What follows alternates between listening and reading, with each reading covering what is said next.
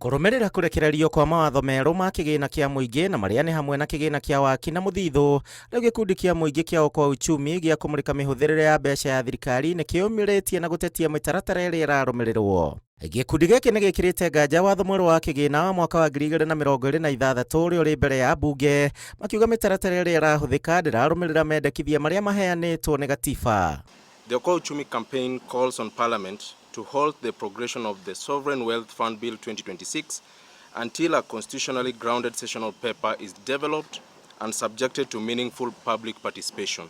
Kũringana na gĩkundi gĩkĩ, mawoni ma mũingĩ matikuruhanĩtio, gũtirĩ mĩtaratara ya ũramati na ũthũrimi wa kĩgĩna gĩkĩ na ũrĩa kĩbatiĩ kũhũthĩka na no ũbatiĩ gũcokia ciũria. We want them to halt the progress of the Sovereign Wealth Fund Bill 2026 until a sessional paper is developed and subject to meaningful, inclusive public participation. If you look at the entire bill, there is no role of the controller of budget, and that is a serious risk. We won't have transparency.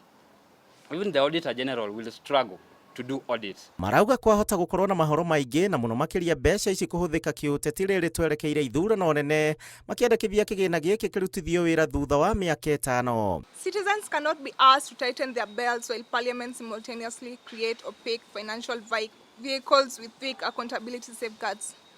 Sovereignty cannot exist where accountability is absent. Ihinda-inĩ rĩu Mwonjoria na mũtongoria wa Safina Jimmy Wanjigi nĩ ekĩrĩire nganja mathabu ma kĩgĩna gĩa bũrũri marĩa merĩga kũrekererio nĩ ministry ya kĩgĩna mweri wa gatatũ mwaka ũyũ.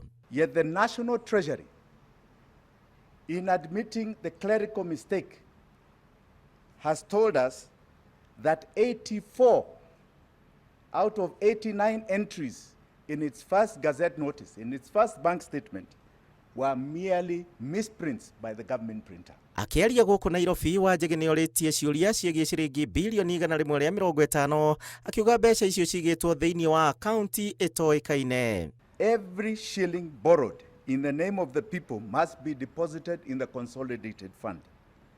By keeping this money off the official books in a separate account, the Treasury is bypassing the control of budget. Handũ-inĩ ha Inooro TV, njĩtagwo Gĩcimo Joseph.